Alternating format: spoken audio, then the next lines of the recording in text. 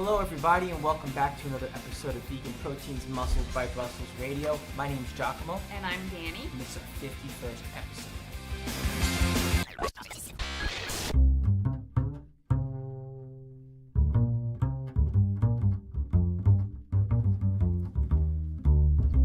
Alright, well, last year I would say it was pretty darn successful with reaching out to the mainstream fitness community. You know, both of us, I think, really, we were both excited and nervous. We didn't really know how it would work out because normally when we travel and we tour, we're speaking, I mean, let's be real here, we're speaking to either vegans or speaking to those who are veg curious. If you're going to a vegan expo, even if you're at least entertaining the idea that veganism could be a thing, even if you're just going with, say, family or friends.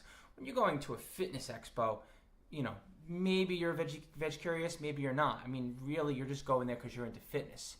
And tabling at these expos time and time again and seeing veganism so well received has definitely given me a new perspective on just how much more work we can do in this movement. What 𝐃𝐨𝐽 is talking about is that we just got back from the Orlando Europa, which is a giant fitness expo that took place in Orlando, Florida.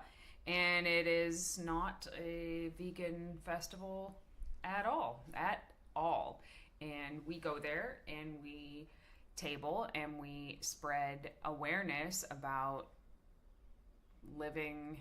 reaching your fitness goals on a fully vegan lifestyle. And when we started our business over 10 years ago, we used to tour the veg fests. And I mean, originally we were like selling protein powder and supplements and stuff, but like 𝐃𝐿 said, talking to mostly at least vegetarians. So this has been very, very different. Yeah, I think really it just shows how much times have changed and how much more the mainstream community in general, not just the fitness community, has been exposed to veganism, I would say like over the last 5 or 7 years. So, you know, the grassroots movement that all of us have done in one way or another. I mean, it's not just people who are doing activism work full time. I think it's all of us as a community. I think we've done a really good job getting information out there and being a resource for others. Even just with all the products that you see on the shelves these days, you know, there's obviously more and more of a demand for plant-based foods and a vegan lifestyle. And working with the Vegan Strong team now, this was our first time doing, this was our first tour with them at the Europa Games in Orlando. And then our next one is going to be, it's in Anaheim, right? Which will be in June 1st. Yeah. There's just so much on the horizon and exciting things happening right now and exciting things to come. So Orlando was pretty awesome. Florida was a lot of fun. Probably one of my favorite eating trips that we've taken, actually. And I would not have expected that in Florida, to be honest. But we went to 𝐬𝐿's Kitchen, which is amazing, super, super delicious, even though I think as a group we horrified the server with how much we were capable of eating. Wait, stop for a second. Can we remember when Carrie Kid was like, man, I'm hungry, I could use some cookies right now? And I mean, he said it like half jokingly, half serious, because we ordered our wraps and we ordered our main course and we were waiting for the food. Wait, Robert Cheek started us off with a round of mashed potatoes. We thought he was joking. He literally ordered 6 sides of mashed potatoes just to start us off, like before drinks even came. What did we do with those mashed potatoes? Well, we cheered them. They were really good, but, you know, he really sold those mashed potatoes. But yeah, it was delicious. We also ate at Dixie Dharma and Valhalla Bakery, which was amazing. I just love Southern food. I love Southern food so much. And, you know, LA's cool, New York is cool, but I actually think that, like, this was my favorite food trip. Maybe it's because it's like the second one that or the first one that one, wasn't on prep, and 2, didn't have like the death flu. Yeah, so. And now that you're not prepping, I can say it without feeling bad. Like I'm over it. You know, I can't say that. I can't say that while you're prepping because you'd be like, "Fuck you!" Like that's it. I'm starving. You have the nerve to tell me that you're not interested in like a food bender right now. But yeah, both at Dixie Dharma, we had Valhalla Bakery treats before our main course, and at 𝐬𝐿's we had a whole bunch of cookies because Carrie was like cookies, and I personally, I have a sweet tooth. and it's insatiable. And to me, it's like a dessert sandwich. Dessert, dinner, dessert. He's nuts. Anyway, but I digress. So what we want to talk about now, today, on this episode, has absolutely nothing to do with eating cookies all day long. It's quite the opposite. Yeah. It's how exactly do you diet strategically? Spoiler alert, it's not by going on a food bender. Yeah, so I guess this has come up so much over the last few years of coaching. So you guys know, back in 2014, I think, I literally wrote a book about flexible dieting, sometimes called Macros, or If It Fits Your Macros. And it's a strategy that I really, really love. But over the last 5 years, like, I've come to learn that although it works, and it will work for anyone in terms of like weight loss or fat loss, it doesn't work for some people in terms of their lifestyle or what they're capable or willing to commit to. And we really, really believe that there is no one-size-fits-all approach, even though for a hot minute there, I definitely thought that was sort of the be-all, end-all. And it's still a strategy that I use. But there's so many other strategies that somebody could use to lose weight or go on a cut that might be more appropriate for them. And learning and kind of creating different strategies for people has just led me to realize that we all really are so different in what we need to do to be successful. For sure. It's a very individual thing, I think, when it comes to food choices and how to get into a diet. I mean, let's just talk about what exactly a diet is, because I think it's one of these things where we tend to over-intellectualize how to diet and like what's going to be a successful diet. I mean, it really is just finding a way to create a deficit, meaning you're expending more energy than you're taking in. You're burning through all of your food for the day, and then you need to burn through some of your body's own energy stores in order to sustain life throughout the rest of the day, hence resulting in body fat / weight loss. So to simplify that, every single diet ever comes down to calories in versus calories out. One way or another, that's all it is. But saying it that simply doesn't actually make it easier for other people. Like, it's super simple, but it's not easy. Okay, so I mean, I guess my first question is every diet simply a strategy and a way to make it something you can stick to only, outside of it being calories in versus calories out? What do you mean? Well, I mean, in other words, any different kind of way we would structure our diet, like calorically, food choice-wise, are these all things largely that are implemented in order for us to be able to adhere to a plan or not? Or are there other factors at work that can make a diet more successful based on how we strategize it? Like what? You're kind of losing me. Well, like, put it this way, for example, if I eat a diet that's more fibrous, am I going to burn more calories? If I eat a diet that has a higher protein in it, is that thermic effect going to matter? Things like, say, so food-wise, the choices that we make as far as how we strategize our high days and low days, all these kinds of ideas that are out there that people float as or tout as being successful to help them lose more weight or lose more body fat, are they strictly because the people who diet that way are able to stick to the plan better, or are there other factors that are worth considering? I think both. I mean, for sure, like you said, certain food choices will burn more calories than other food choices. But at the end of the day, like, what matters most, I think, is can you stick to it? If you can't stick to it, it will not work. Like, period, end of story. You know? So all of the finer details, like thermic effect of food and things like that, they matter. But I feel like a lot of people get super, super lost in those details. Analysis paralysis, we've talked about it before, and they can just like not do anything and make no progress because they're hung up on like one teeny tiny thing rather than the big picture. Yeah, I was actually listening to Revive Stronger's podcast yesterday, I want to say, or 2 days ago, whatever, and they were just basically saying how the evidence-based fitness community, we are actually that one kind of group of people that can wind up having analysis paralysis because we become addicted to learning and we're addicted to researching, and then we just wind up being indecisive and not taking action. Yeah, and addicted to like the data and optimizing every little thing, when really optimizing everything 10% of the time is going to be way less effective than kind of getting in the ballpark of good 90% of the time. You know, that person's going to have better results. And Berto and I, my coach Berto and I, have talked about this a lot. Like, there's kind of two camps lately, it seems like, of athletes, and I'm sure that's oversimplifying, but there's like the super evidence-based nerdy side of things, which I definitely fall staunchly in that category, folks. And then there's the other side that's like really bro-y, but it's all heart. Like, there might not be a lot of science or data or research to back stuff up, but man, they are like animals in the gym. They'll work themselves to death.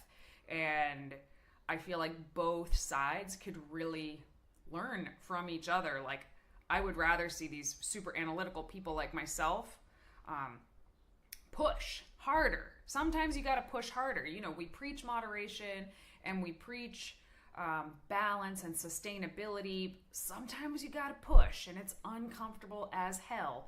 And the other folks could probably get less injured, last longer in this game if they implemented some like strategic tools. Anyway, we're way off topic here. Yeah, like, how does this pertain to dieting, really, right? All right, guys, so I want to let you know we have our next 12-week vegan fat loss course starting up on June 1st, which is coming up really soon. So what it is it's a 12-week self-guided vegan fat loss program. So we don't just custom calculate your macros and give you workouts, which we definitely do that, but we also provide you with educational videos almost every day of this program, so you not only get the results that you want, but you learn how and why you're getting the results that you want. You'll also have access to our private meal planner and over 100 high protein and macro friendly vegan recipes that you can drag and drop to create shopping lists and see what best fits your macros. You'll also be added to our private coaching community online, and you'll also get a copy of my ebook Flexible Dieting for Vegans, so that you can learn all about how to count your macros before you even begin. So we are offering a special discount specifically to Muscles by Brussels Radio listeners. So if you are interested in that, you can go ahead and go to bit.ly/vegan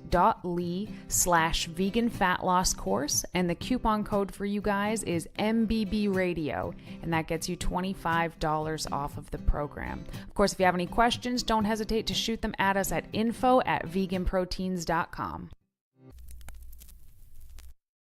Well, like I said, like back in 2014, I thought there was this one way, and it was to track your protein, carbohydrates, and fats, and like that works really, really well for me. It worked really, really well for you. It's worked really, really well for a lot of athletes, but not all, because not everybody wants to track all their food. They just they don't have it in them, and really, it may not be necessary for them to track everything they eat.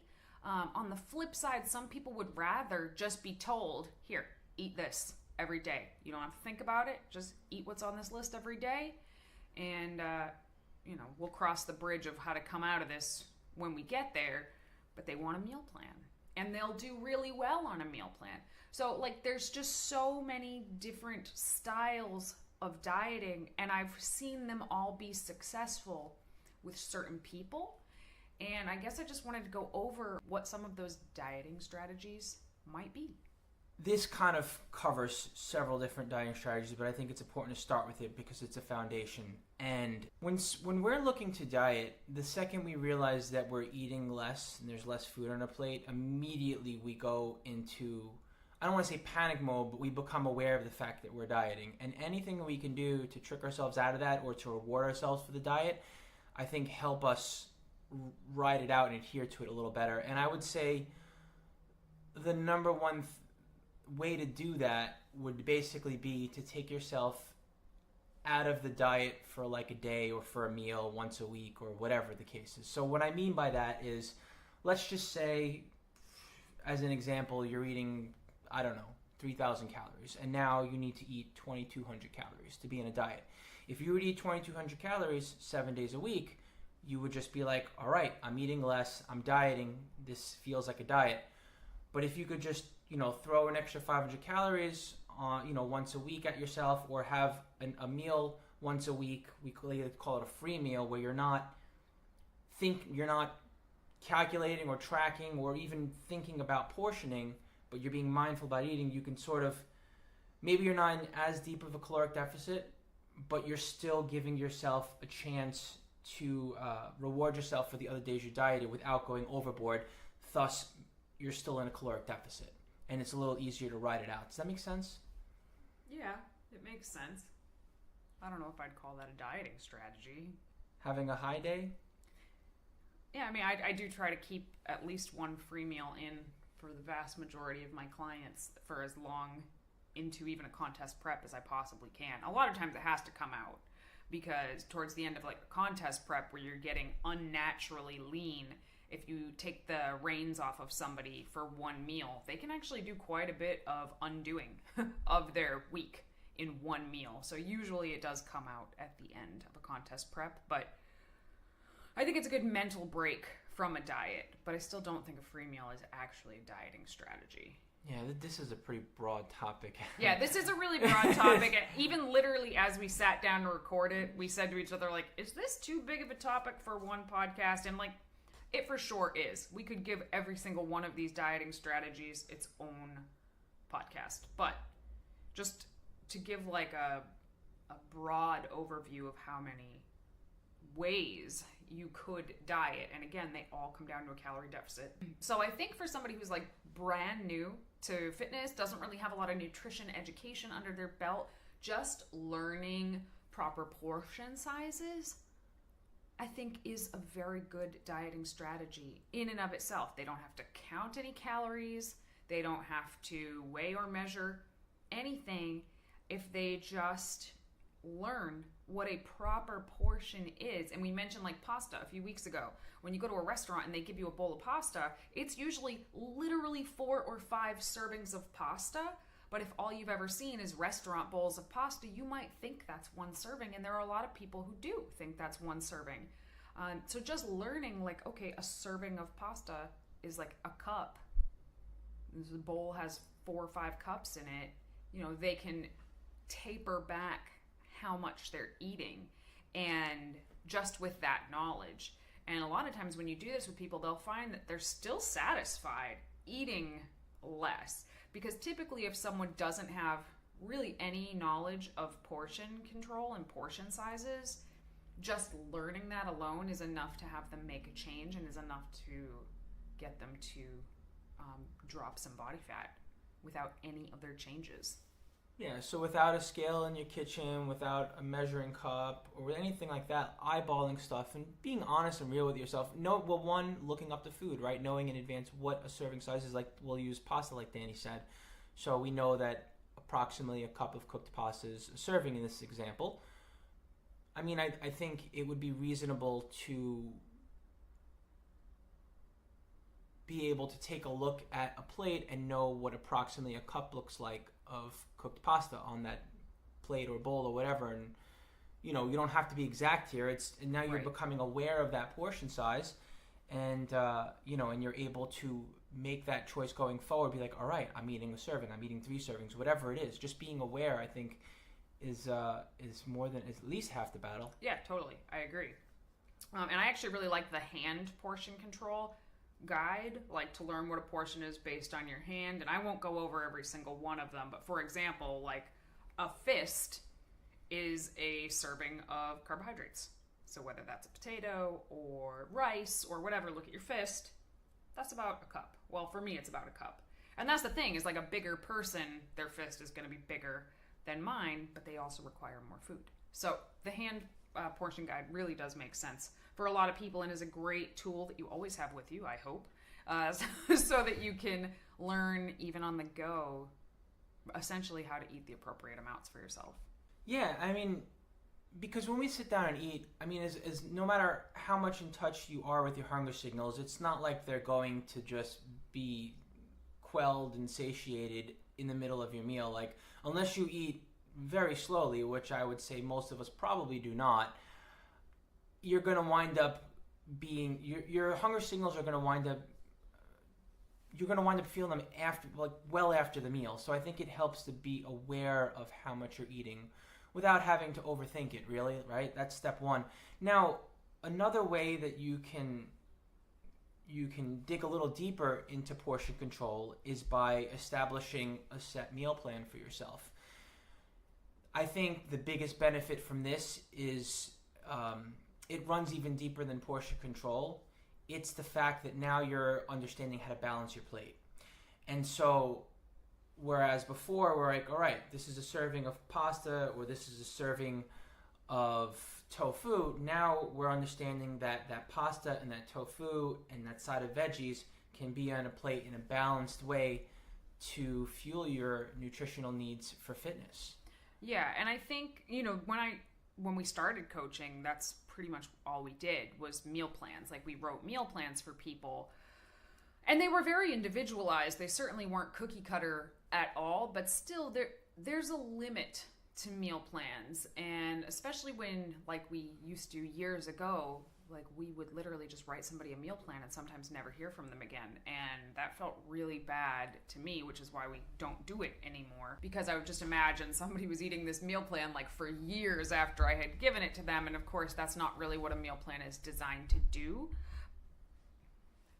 But I feel like I've talked a lot about meal plans versus flexible dieting, as though those are the only two ways to go. And I don't think that's the case. But like 𝐬𝐿𝐫 said, when somebody is eating off of a meal plan, one, it's nice because you don't have to think about it. And if you think about how many times we have to make food choices throughout the day, it can be exhausting. Whether you realize it or not, you get like decision-making fatigue. So when you're eating a meal plan, that is just eliminated because you already know what you're going to eat beforehand. And for people who maybe have more knowledge than no knowledge, like if you have no nutritional education, learning portion control is great. But if you have a little bit more than that, but you're not really sure how to implement it for yourself, like 𝐬𝐿𝐫 said, eating based off a meal plan can just help you learn what quote unquote normal meals would look like, how often they should be spaced, what you should be eating pre and post workout. Like, no, I don't think someone can live on a meal plan forever, but they are incredibly effective. And if while you are on a meal plan, you are also sort of in the background learning about, what's in the food and why it's working for you, then eventually you'll be able to transition away from that pretty successfully. But the education part is key, I think. Yeah, and then the other thing is, when it comes to meal planning, well, we'll take someone, for example, I've seen many times where we'll put someone on a meal plan and be like, all right, well, is this the way that I'm eating? I'm going to be eating for a while. And, my answer is usually yes. And the reason being is because that you are learning a skill. It's not that you need to be on a meal plan indefinitely and you need to be on a meal plan to make results. It's that it's a good idea to be on a meal plan for a period of time, 6 months, a year, 2 years, whatever it is, because you're literally teaching yourself how to eat. And then afterwards, when you take off the training meals... I like that. And afterwards, when you take off the training wheels, your meals wind up being far more sensible and you make smarter decisions. Now, the other thing is, some things you can eyeball successfully to a pretty reasonable degree of accuracy. Like a slice of bread. Whereas other things that are calorically dense, your eyes will be your eyes will deceive you. You have to learn what 50 grams of avocado looks like. Or I want everyone try this if you will. Entertain the idea. The first thing I want you to do is to eyeball a serving of peanut butter. Serving of peanut butter is 2 tablespoons. So just grab a spoon and eyeball 2 tablespoons of peanut butter and put it on a dish or a plate or whatever. Now I want you to grab a tablespoon and actually measure out 2 tablespoons level. Level off the tablespoon, measure out 2 tablespoons of peanut butter. More often than not, you're going to overmeasure. So this is where a meal plan comes in handy because it becomes ingrained. And then the kicker is if you actually weigh out 32 grams, which is 2 tablespoons of peanut butter, it's probably less than all of them. Which is why weight is probably the most accurate way But again, not necessary for many, many, many people, but it's still like kind of funny. Yeah, like for example, if you eyeball a half a cup of dry oats and then measure it in a measuring cup, the measuring cup is going to be less. Then you weigh it on the scale and you realize it's like a very, very scant half a cup. Yeah. So anyway, not to go off tangent too much, but like that's another strategy that we use is we'll do a meal plan with just cups and measuring spoons, and then we'll be like, all right, they're stalling. Rather than cut their calories, start weighing out some things on your meal plan because you wind up eating less that way. So one of the ways that I like to, remember I said like if you have the education component on a meal plan, eventually you'll be able to transition away from it. And one of the ways that I like to do that is with meal templates. That is one of the steps to stepping away from a meal plan is meal templates. So for example, like a lunch would be, okay, we're going to eat our lunch off of a 7-inch plate or bowl, and it's going to be half vegetables, 1/4 starch, 1/4 protein, and maybe like a thumbnail's worth of oil or a thumb-sized serving of fat, and repeat this for dinner.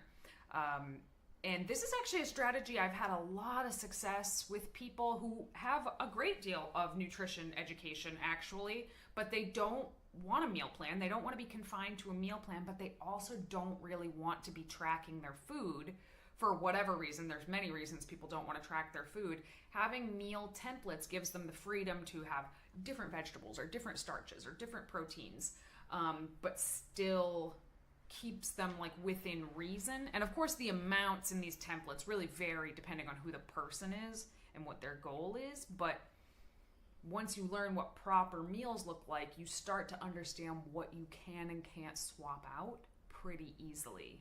Have you ever done this with anybody? Templates, honestly not too much. I've tossed the idea out there. Usually at that stage when I'm suggesting templates with my clients, I'm encouraging them to start crafting their own meals, and I give them the template model as a way to encourage them to stick to nutritious foods and to make it a little easier, make that decision fatigue a little less stressful. I like the idea of being able to track when we're on a diet because it's when it's down to it, when it's diet time, we're not going to want to stay in a diet. We're going to want to get back to our baseline, which is not being in a deficit. So tracking in some way helps. And without having to be on a set meal plan, having a meal plan once a week that's sort of set in stone, even if it just has to change every week, is helpful to stick to it. And so people wind up making up their own choices for their dinner or whatever. And I was like, all right, stick to a non-starchy veg and a grain and vegan protein, for example. And I want you to make it be X amount of calories. And that would be the template. But they would wind up making those choices on their own, I think.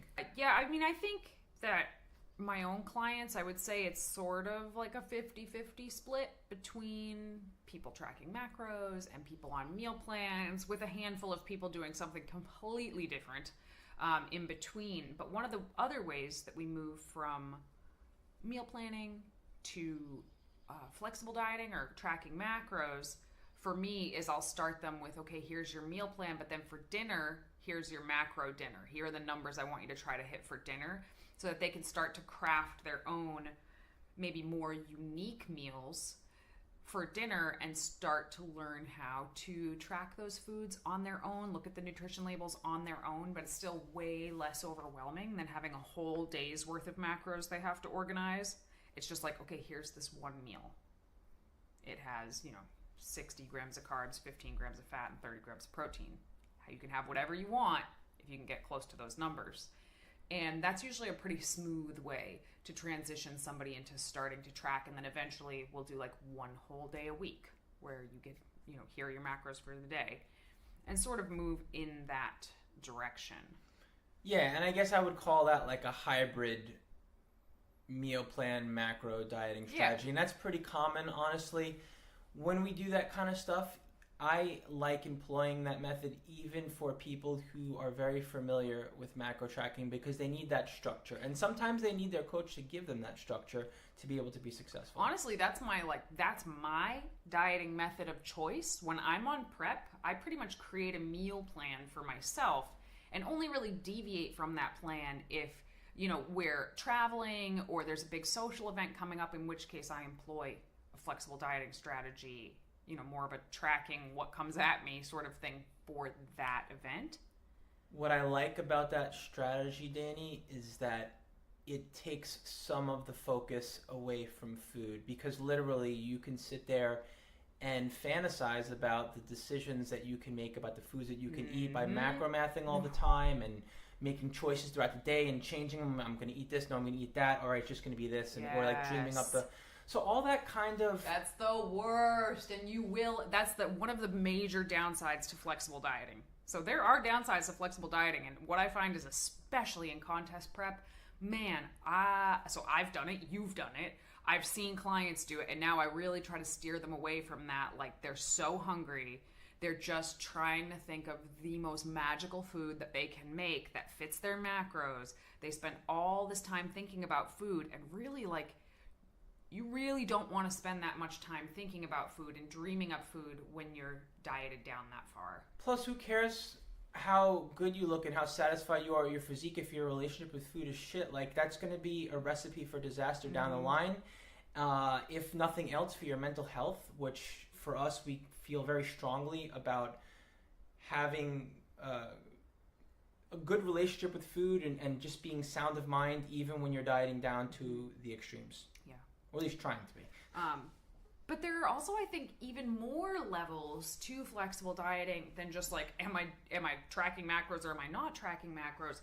So, there's protein, carbohydrates, and fats. Do we have to be tracking all three numbers every day? So I'm in the off season now, clearly, based on our trips out in Orlando. In the off season right now, I'm not really tracking all three numbers.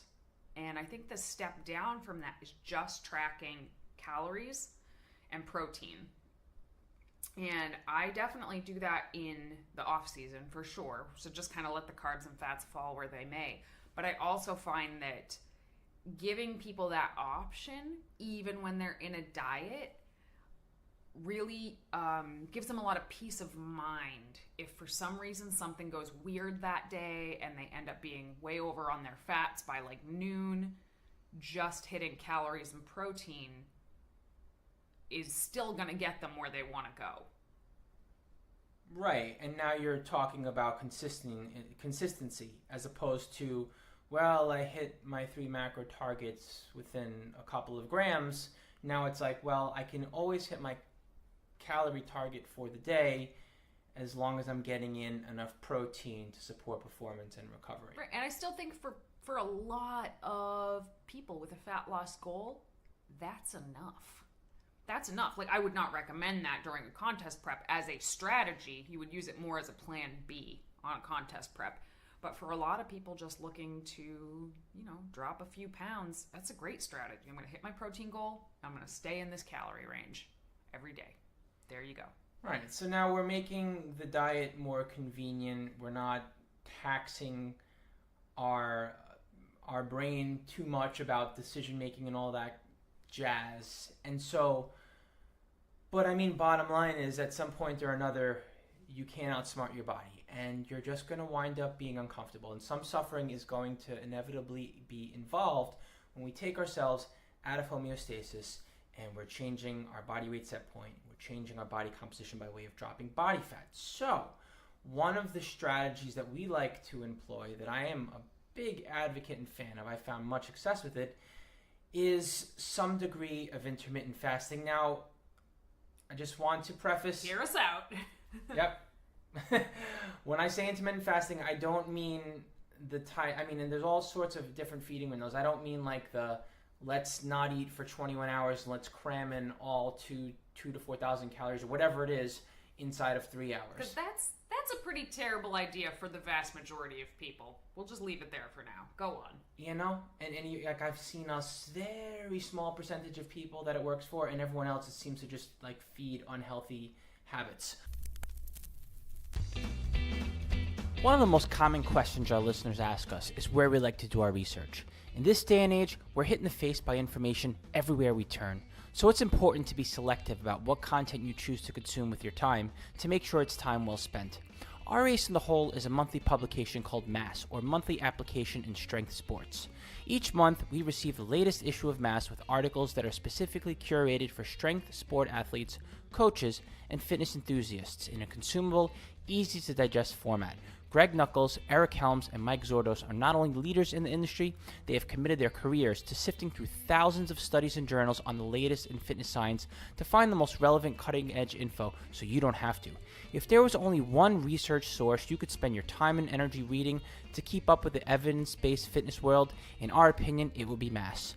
Learn more about how to subscribe to their monthly digest at bit.ly/VPMass. And that link will also be in the show notes, so should you want to keep on listening and check it out later, you can. If there's only one thing we have learned, is to never stop learning. Hope you find our secret weapon as useful as we do. For sure.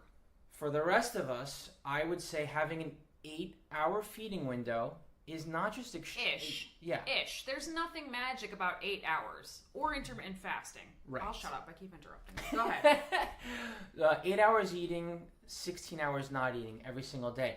Honestly, that's what most of us are doing anyway for the most part. Maybe our feeding window is 10 hours, so we're just short, or 11 hours. We're just shorting it by a couple hours, so, and we're being strategic about that feeding window. So in other words, instead of waking up and eating, if you can hold out for like, say, anywhere from 2 to 4 hours upon waking before your first meal, chances are you're going to wind up sticking to your caloric budget for the day more successfully, because you're going to wind up having fewer meals during the day, but they're going to be larger meals, and that's just going to feel more satiating. Yeah, so when we say intermittent fasting, we're not talking about the healing benefits of intermittent fasting or the hormone benefits or insulin sensitivity. We're literally talking about skipping breakfast. Like, when it comes down to it, right? Isn't that what we're saying? Like, push breakfast off for as long as you can.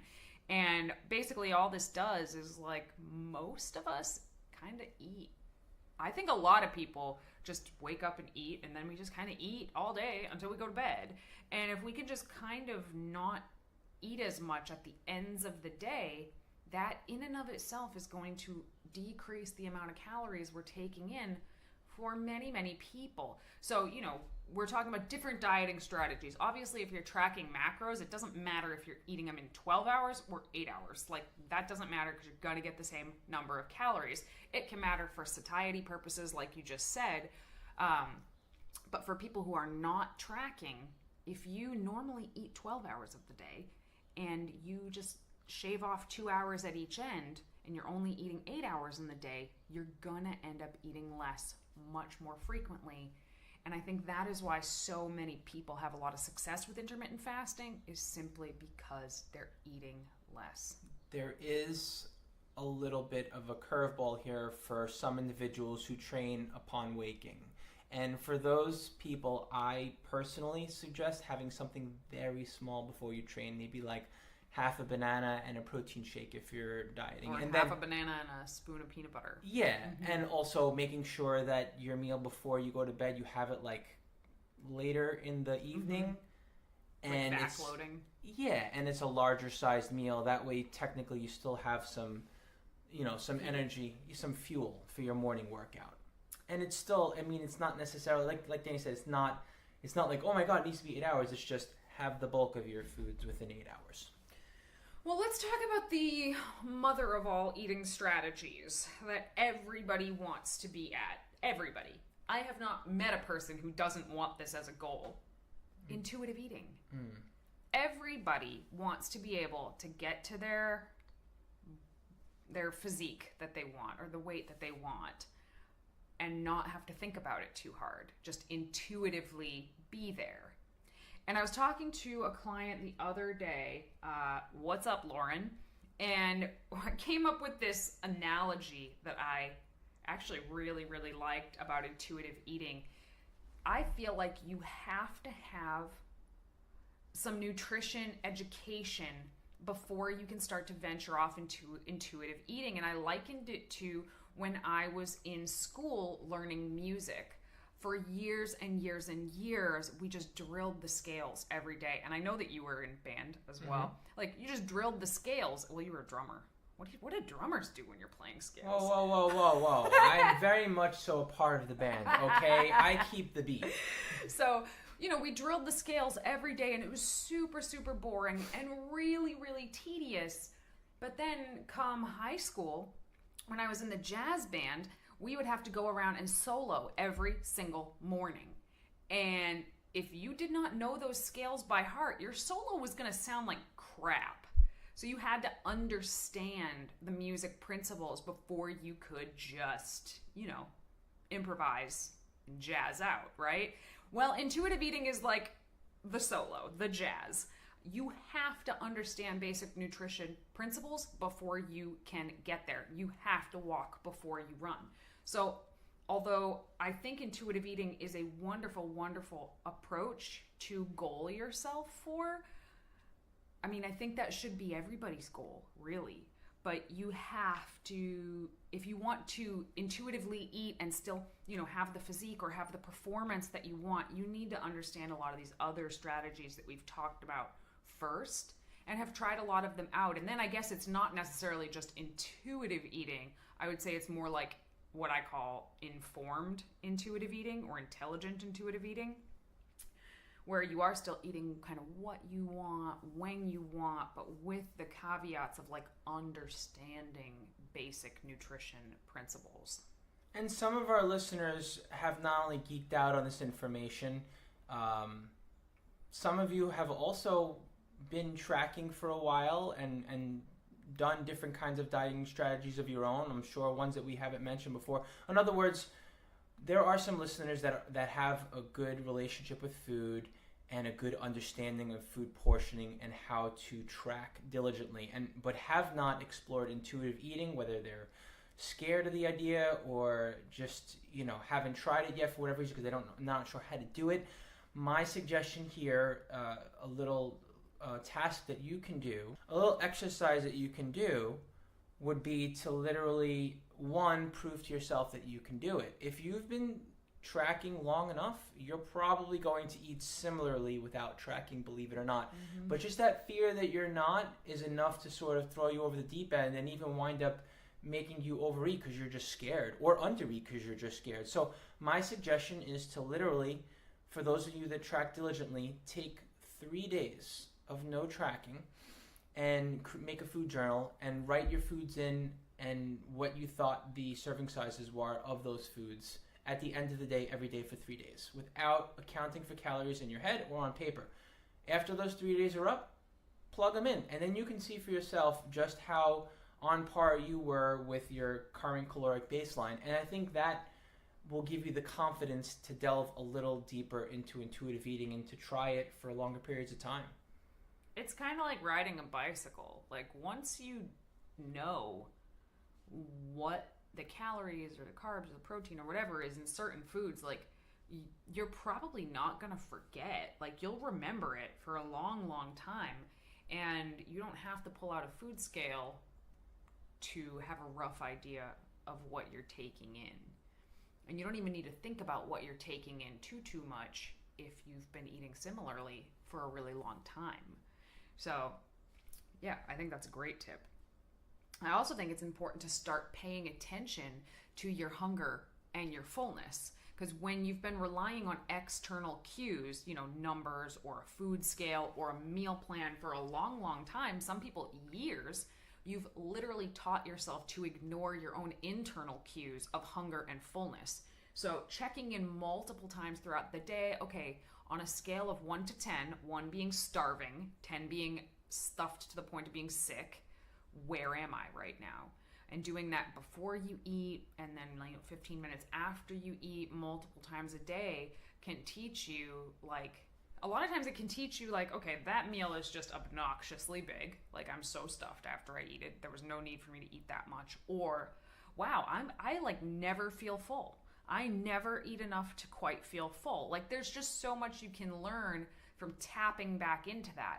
And how this comes down to like a dieting strategy is, let's say if you're not dieting, you're trying to stay between like a 3 and an 8 the majority of the time. 3 being like, okay, I'm hungry, and 8 being full. You know, if you're dieting, maybe you're trying to stay between like a 2 and a 6. You know, like, okay, I'm pretty hungry now, but I'm only going to eat until I am just satisfied. And do that multiple times a day. You don't have to track anything at all if you just pay attention to that. And, you know, 9 times out of 10, you're going to get closer to your goal of shedding some body fat.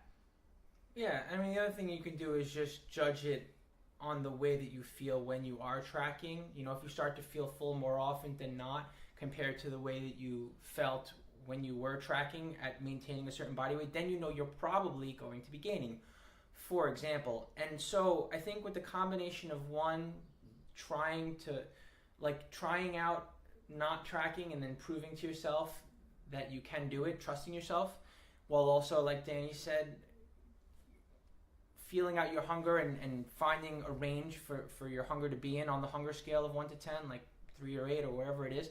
Between doing those two things, you can eventually, it can be an unconscious thing where it's just what you do and you're not overthinking it, you're not overanalyzing it, you're not needing to be on any scale or any food tracking app or anything, not in your mind and not on paper. And that is the ultimate goal. Yeah, that's the end goal, right? We all hope to get to that place. And there are times when it works well, like for most people who just want to lose 10 pounds or so, and there are times when it will not work at all, like the last 6 weeks of a contest prep. No effing way could you rely on your internal cues to get lean enough for a bodybuilding stage. That doesn't happen because it's not a natural place to be, you know?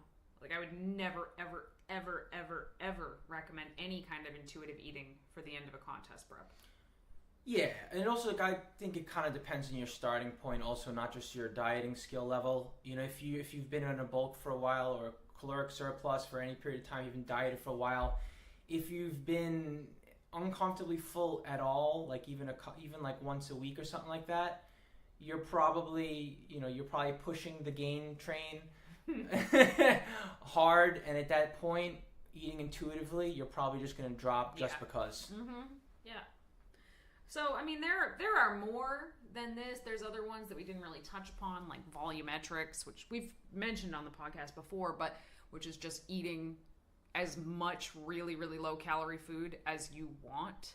Like, you know, have as much broccoli or cucumber or spinach as you want, and eating that first before you eat the rest of your meals. Like, you're gonna end up eating less calories that way. So that is an approach I would use for somebody who's also like brand new into wanting to make physique change. I think that's brilliant, and it gets more produce into their diet. So there are other more sort of advanced dieting strategies that we're not going to touch upon today. If you guys would like to hear them, let us know. Things like diet breaks, refeeds, calorie cycling, carb cycling, things like that. If you guys want us to do an episode on that, please let us know one way or another, whether it's on Instagram or Facebook, or just shoot us a message. Wherever, we're everywhere. And also other different types of like cardio training types of dieting strategies. We could do an episode on that as well. But let us know, because we'll only make it if you want it. So hopefully this is helpful for you guys. And just you know, think about these dieting strategies. There's so many. They don't have to be independent of each other. You can use a lot of them in conjunction with one another. And don't lock yourself into one strategy.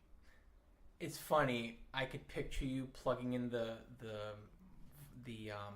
with the sound effect for the Q&A, and like I'm playing it in my head right now. And it's probably if you wind up putting that soundbite of me saying that right now onto the podcast, it'll probably be right after it. That's it. Guys, I'm not going to sing it this time. You're still going to have to hear it. And here we go.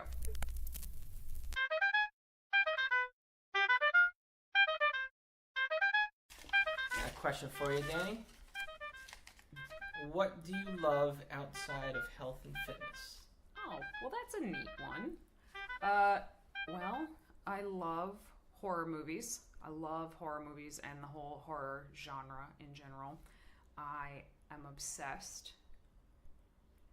You know what I'm going to say. No, I just like your sister's Happy Halloweester text this morning just illustrates. Yeah, today is Easter, and my sister texted me this morning and said Happy Halloweester, and my 2-year-old niece is in a Halloween outfit, but she has like Easter bunny ears and wings on. It's pretty adorable. That's just how my whole family is. We've just always been like that.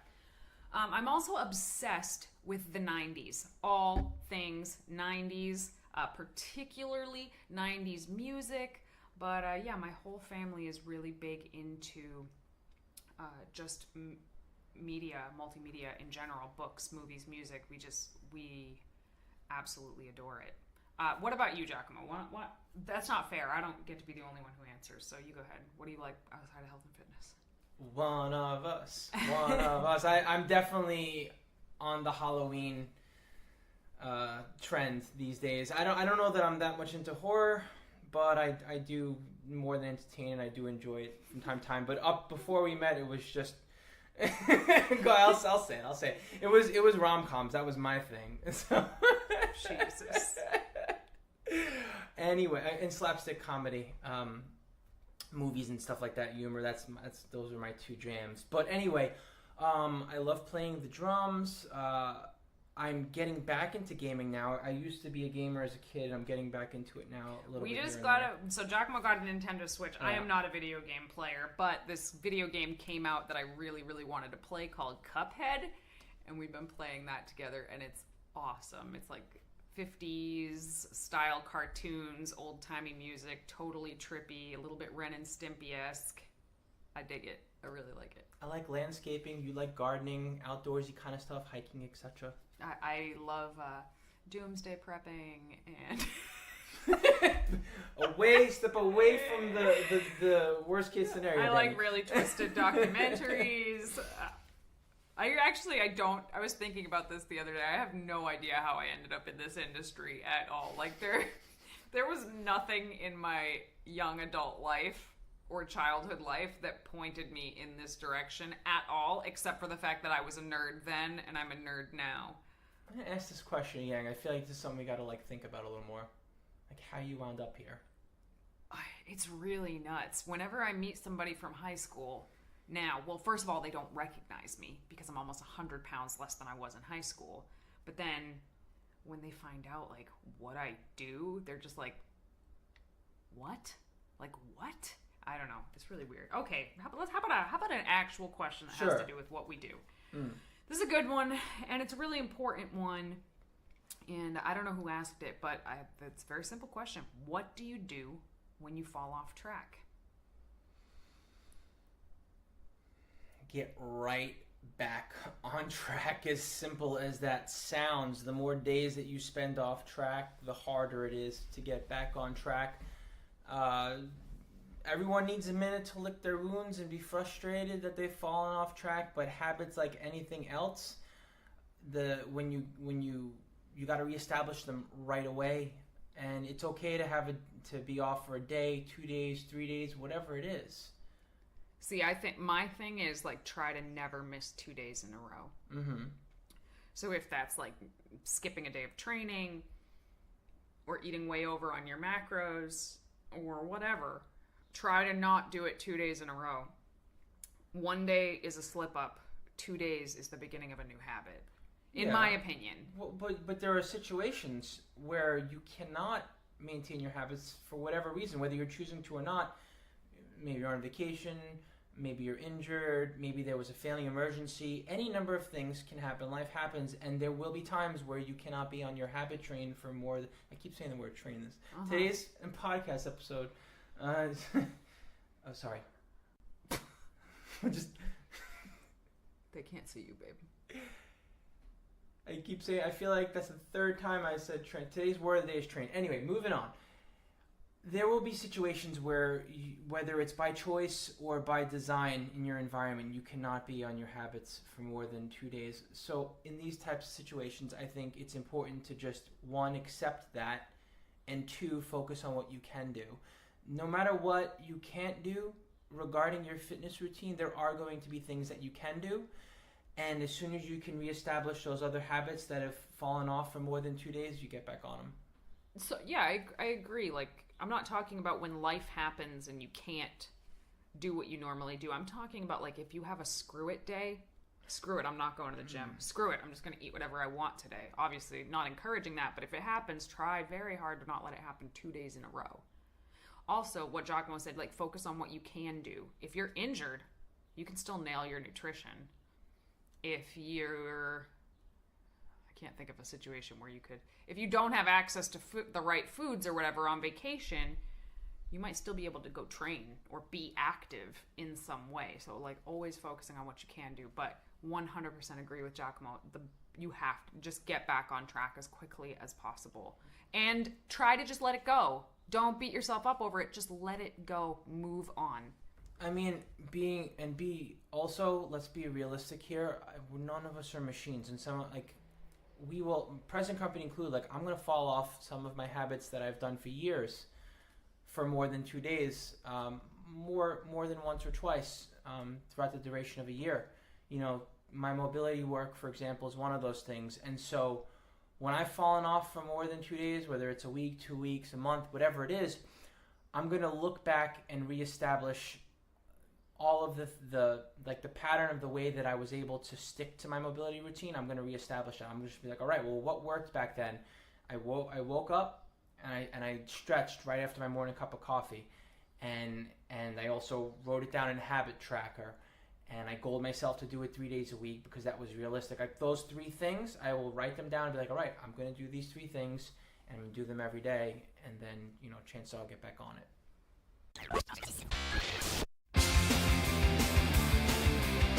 All right, everybody, thank you so much for tuning in to another episode of Vegan Proteins Muscles by Brussels Radio. If you have any questions or topics you'd like us to cover, please don't hesitate to reach out to us.